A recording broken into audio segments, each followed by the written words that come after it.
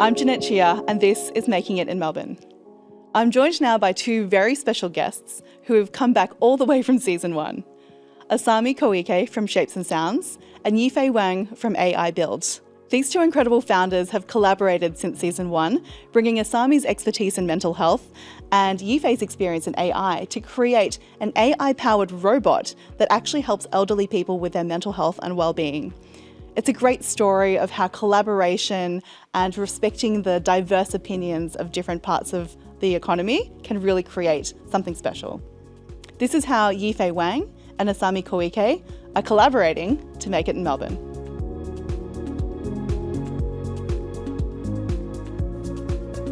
I'm in the studio with Yifei and Asami, who were both amazing guests on season 1 of Making It in Melbourne.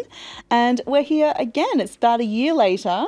And I heard a rumour that actually it was the very launch party of the Making It in Melbourne podcast where you two met for the first time. Yep. And now you're working together and collaborating, which is very cool. Now, Asami, you're in mental health work, and Yifei, you work in AI, and this is not a natural feeling collaboration, but how did it actually come about, Asami? Sure. You're right. We met at the launch. We said hello. We exchanged our contact details. And then fast forward a few months even, I was working at Melbourne Uni part-time at the time. Yifei's office is based there. We just bumped into each other. I was like, hey, you want to have a coffee? And we set up a meeting and we just caught up, spoke about our businesses, just talking about ourselves, I would say. That's right.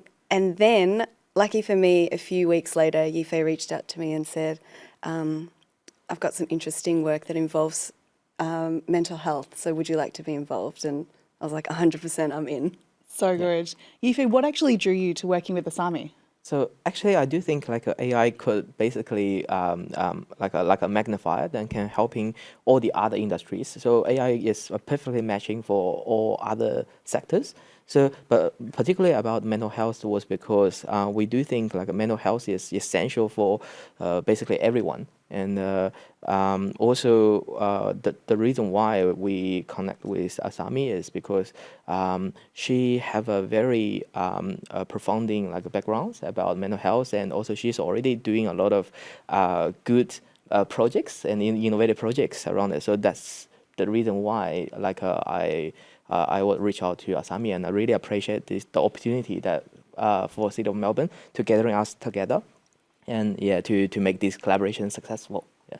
I really like that because actually in both of your initial interviews last year, Yifei, you mentioned if you just make friends, the money will follow. And Asami, you shared your story about going on 100 different coffees with people as you were starting your business. So when you first had that coffee catch up and you decided to work together, was there a moment where you both realized there was a specific problem that needed the two of you together? So Yifei, what was the particular problem that was identified that you're like, this is something that only I can do with collaboration? Oh, I think probably that's actually basically my business philosophy, which is always collaborate together, connecting the people, connecting the right people with the right skill, right capability, and also with the right mindset.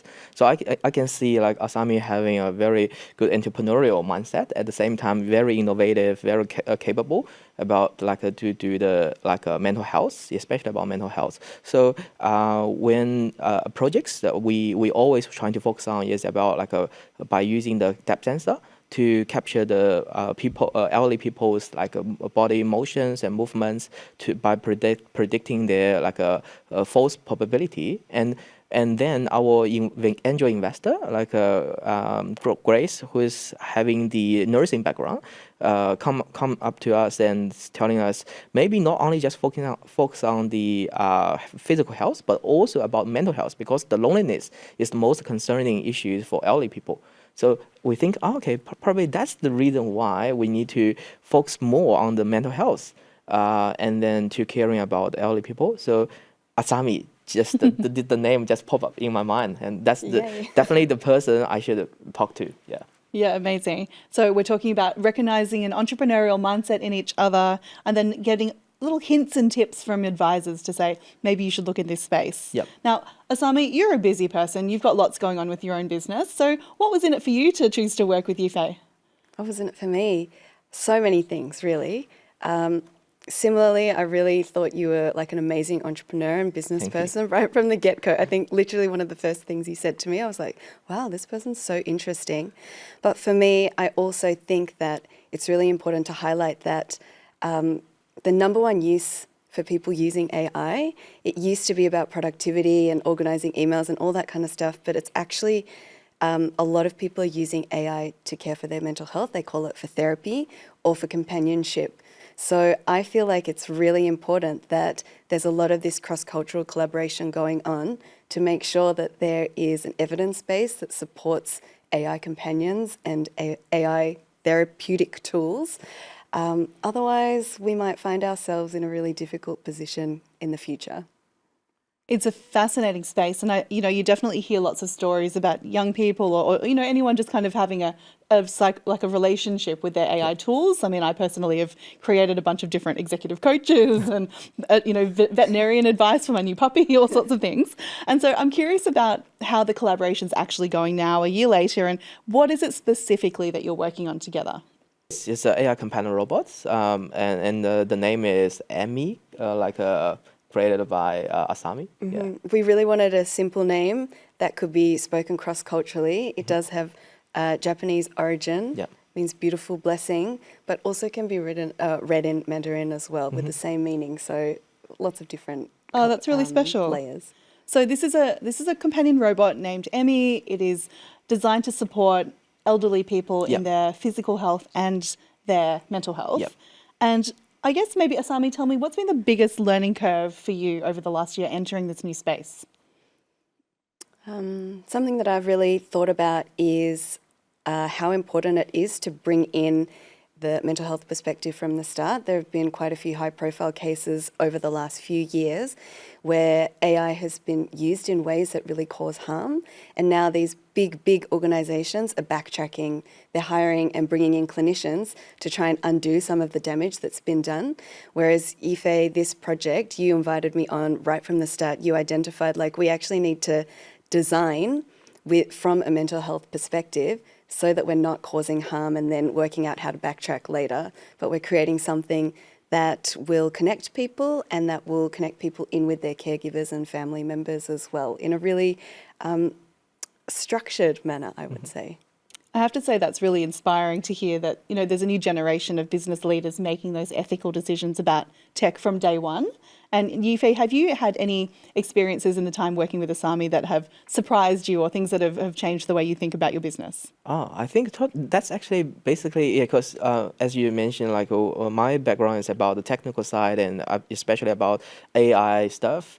And basically, my daily job is always facing to the computer, always talking to the machines, and how to letting them to perform well. And where Asami is always talking to people, and so it's very different mindsets in terms of the business, in terms of the whole projects.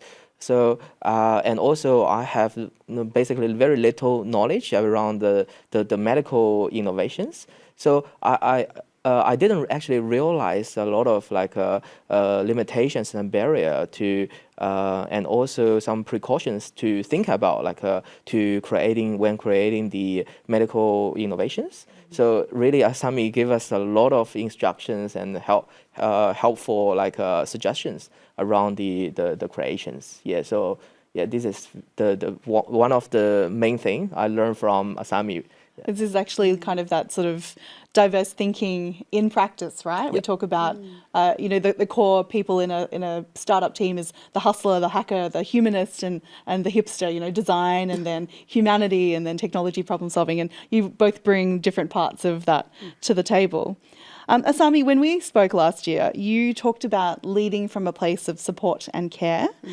And how are you maintaining that human first feeling of shapes and sounds when you're now, I guess, embedding it into a robot? So how are you bringing that support and care into the robot? Yeah, I always really think about, people often question, should we even be using AI in this way, in therapeutic ways, in companionship roles? But I think the reality is that this is how people are engaging with technology and how people are looking to robots instead of other humans. And I think that that is a really, really important thing for everyone to be considering why that's happening. For me, I've always worked in that Asian mental health space. And if you think about who would be turning to robots for therapeutic support, it's not the people that are readily going to therapy already. It's a lot of the people that face a lot of barriers to access or stigma, like the Asian community. So we need to design with that thinking in mind, and also designing things like robots in a way that connects people back into human connection as well. And you mentioned that the robot actually helps to kind of bring the community and the carers and the family back together with the data that's provided. And Yifei, I'm curious because your company has applied AI to supply chains and construction and a lot of other hard tech kind of things. So what was the biggest challenge for, I guess, the whole team at AIBUILD applying your technology expertise to human emotions and psychology? Yeah, so this is actually always will be a very headache things for us, especially like as I mentioned, like we are all technical people. So that's the reason why I really thinking about like to always talking to the end user. Having a kind of an agile methodology, always having a very little short, like a 2 weeks sprint, and always getting the feedback. So, cause basically we trying to doing assumptions like what we our assumption is all wrong. So we only needs to the only thing that can be corrected is from the end user and from the market. And at the same time, always consult with Asami about like whether it's like a human or emotionally friendly. Yeah. Now I've seen some videos of the robot. It is actually quite adorable, and I think it's a really interesting, I guess, method of using that kind of hardware to bring it physically into a space with elderly people.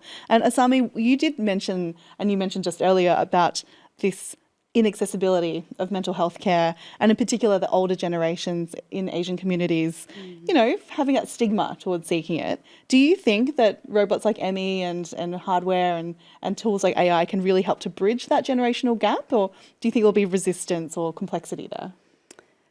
I guess it depends on each individual, but I think definitely. I think that the role that someone or something like Emmy, so you're humanizing it already. my little friend Emmy might be able to help with is especially places where there is a lack of physical human staff available. You know, so we're thinking about regional areas. Yeah. We're thinking about places like Japan where there is a massive labour shortage. Especially in regional areas there as well. So then having a robot can be the tool that helps people to connect and call their family members. There's things like data dashboards as well that help the family members to stay connected to the user as well. So I think that it plays a role, a stepping stone. It doesn't replace humans, of course, but we also need to think about where are there some key labour shortages. It's so fascinating that you almost likened the physical presence of a robot to that of a telephone. You know, something that's in every single building, every home, everyone's got a phone to call, and maybe the robot is just another manifestation of that. With a layer of... like an extended version of that, right? Yeah, fascinating. Yifei, when we spoke last year, you reflected on being a younger entrepreneur and you had advice for your younger self, which was to try to slow down everything, because I think you've had such fast success and things are moving very quickly. Has actually working in the mental health space and exploring this area, has that actually forced you to put some more slow down in practice? Have you felt it change the way that you think about your work? Oh yeah, absolutely. So everything evolves so very fast. Basically, you can see weekly you will see updates. Different version. Now is ChatGPT 4.5. Sorry, 5.4, and so everything evolves very fast. But at the same time, we probably need to be very trying to calm down, and also thinking about really whether this is something stable enough for us, whether it needs to be maybe it might be too pushy for the team members to learn everything. So at the same time, I start to thinking about not only just focusing on the mental health of the elderly people, but also I always reflect myself whether I should also focus on my team members' mental health. This is something I'm trying to make the balance. So make the work-life balance, but at the same time with their like a physical and also mental health like balance as well. So this is something I learned through the whole projects and from Asami as well. Yeah. It's so important as employers, as we create jobs as entrepreneurs, we do almost take on this responsibility for our team and their mental health. So it's really fascinating to hear that evolving with your experience. But I do want to pick up on the fact that you mentioned the lightning speed in which AI is evolving, and there's no question that it is on an exponential curve. There's also concerns that people have about how it's going to maybe spike anxiety, it's going to cause potential job losses, environmental damage, etc., etc. How do we avoid harm when applying AI technology in such a sensitive space? This is actually a very good question. There is a lot of controversial talk around it, but what I can see, there's a very popular words that I just quoting from someone, which is the AI won't replace people's job, but will be replaced by those who harnessing the AI. So really, and also the latest term, which is not only just using AI or adopting AI, the new popular words is about harnessing.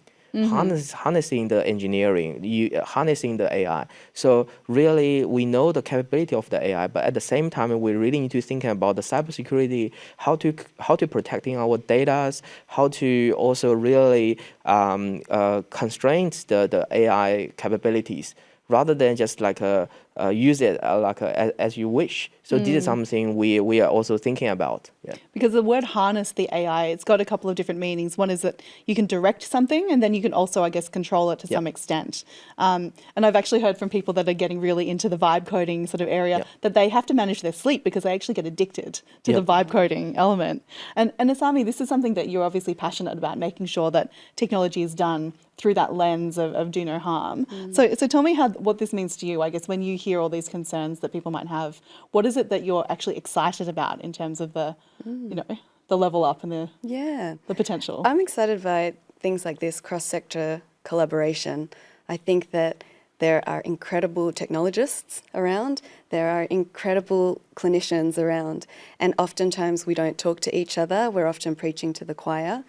So when we can cross that boundary and actually connect and collaborate, I think that we will see better and better solutions coming to the forefront. Right now, I think that we're kind of all working in silos. So for me, when I see an interesting AI kind of therapeutic support thing, I can see all the problems. But if we could just start from collaboration, then maybe we would be solving some of these problems. And once again, it is really about making sure that those conversations are happening early. And as you said, Yifei, opening yourself up to collaborations from the start, which can make all the difference. I do want to move now to, I guess, the people that are actually being benefited from your new project. And we want to talk about the migrant community, the Asian communities. Asami, you're from Japan. Yifei, you're from China. To what degree is this new robot and Emmy targeted at migrants and the needs that they might specifically have? Oh, I think maybe I'll go first, and probably there's some scenarios that I can think of. The first one is about especially about the first generation of migrants and also their parents, their families. When they are also coming here, maybe they won't be able to speak English very fluently. At the same time, the robotics, actually what we are trying to do at the very beginning is it can be speaking multi-language. And so in that case, especially people who are in their older age, they would prefer to speak their mother tongues, especially in their own house. So this is something we trying to letting the robotics be able to speak in their own home language and sometimes even their dialect, and to make them really having a kind of a self-belonging, having a real, truly friends who can really understand them, talking to them without any kind of difficulties. Yeah, those are excellent use cases, and particularly the language piece and helping to kind of close that accessibility gap for support. And I understand that it's also got a camera that checks out the physicality of the person to see if they're a fall risk or something like that. So just an incredible piece of technology. I have to ask from a business perspective, as an entrepreneur, was there a customer need that you were building this for initially, or did you decide to kind of build the product and then find the market fit? I'm curious about the business side and the decision making of building Emmy. This is something actually. There's quite a lot of robotics, especially about AI companion robots, around the market. So so apparently we also doing a bit about the market research. Currently, we having a long list of the waiting list for trying to trialing our robotics. So which can show us a very good product market fit. So at the same time, we just trying to distinguish our robots with other similar products. Actually, we having Asami, who's a professional and experts in the mental health, to do a lot of medical levels, medical grades about assessment about the mental health. So yeah, this is something we will be totally different here.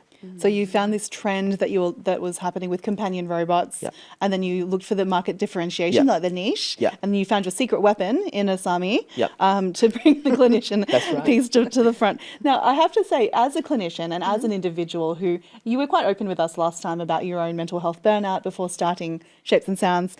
How are you observing people using AI for their own mental health, and what's working for you personally? Is there anything that you've noticed in terms of the tools or the practices? I think in terms of how others are using it, I feel like I'm really in that exploratory phase of trying to work out who is using and why are they using and how as well. Like every time I speak to someone, I learn something new. So I'm still in that phase where I'm gathering so much information. And I would say it's alarming how many people use AI in ways that support their mental and their emotional well-being. So I think it's just so crucial that clinicians are aware of how their clients may be using AI as well, and making sure that's part of their clinical formulation even, as an assessment tool to be like, do you talk to AI? What do you ask AI? I think we're all still in that very unknown phase. It's very early days, and I think because it is now becoming so much easier to use, and it's going to be fascinating to see what evolves from this space soon. And I think it is so important, as you say, for clinicians to kind of treat it as another arrow to their bow, so to speak. So you both have chosen Melbourne as your home. How have you found living, working, building in Melbourne accelerate the development of Emmy? Has there been some particular tools, environments, or support that you've unlocked living in Melbourne? The first thing that I think about is the proximity, to be honest. Like we're in probably like a 500-meter radius of one another, and being able to bump into people is how this project started as well. So maybe, and even how like we're in a similar space as well. So being able to be close to other founders and connected, and being in these hubs that the City of Melbourne especially have set up as well, where lots of startups exist, I think that's really important, that human-to-human contact, which we're kind of coming full circle, aren't we? We certainly are. Well observed. And what about yourself? Has something... I actually totally agree. I would like to echo what Asami has mentioned. So that really reminds me about overall when we meet in the city, which is in the Melbourne Connect building, the latest building that organized by Melbourne Uni. So basically we having a lot of support from Melbourne Connect, and also it's just Melbourne is a very vibrant and tech savvy a city, which really actually encourages the innovations, the startup entrepreneurial mindset as well. So Melbourne Connect, which is always trying to connecting everyone, those who like-minded people to coming together, finding some innovative projects to work on. So, and also we're getting a lot of support from the Launch Week, and also even from the federal government, the Commonwealth. So yeah, we can see Melbourne is really the best place for me to really keep going on my entrepreneurial journey. It's got talent, it's got the proximity, it's got the technology, and some support. Love that. Now, my last question, and looking to the future. So I'm imagining a future where there's Emmys in every home, and maybe they're supporting us in various ways. What's next for you both, and for this collaboration? How do you see this evolving in the next few years? Maybe Asami, I'll start with you. Well, we still have a long way more to go with Emmy, so I'm looking forward to continuing working with you. But I think we have a few other project ideas up our sleeve as well, which handball to you. Okay, sure. So actually, this is something I would like to review to everyone, which is also we are already considering about the second project that we are working on, which is around the medical and also AI, but it's more focusing on not about just the mental health with the people who living independently, but also we are more focusing on their sleep qualities as well.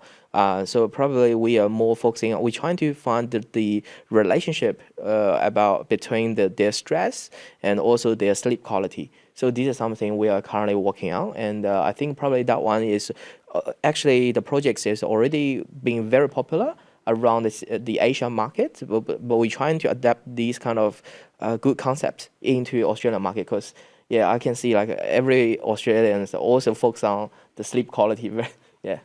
Yeah, sleep, well-being, such a big macro trend. AI is an incredible macro trend, and obviously taking care of our mental health, something that is just core to every entrepreneur's journey and everyone's journey. So Yifei and Asami, thank you so much for coming back into the studio, sharing your journey of collaboration, and also getting us really excited about what could be possible when we bring good minds together. So it's been a pleasure, and thank you very much. Thank you. Thank you. Thank you for having us. Thank you for having us.